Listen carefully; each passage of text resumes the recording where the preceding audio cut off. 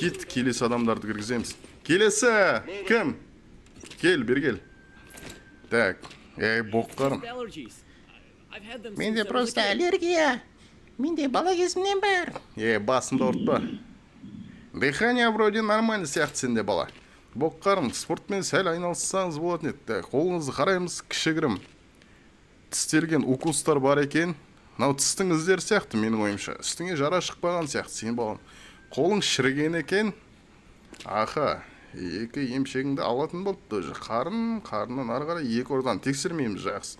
Аяқ киімнің астында еш нәрсе жоқ. Багажсыз келдің, еш нәрсе.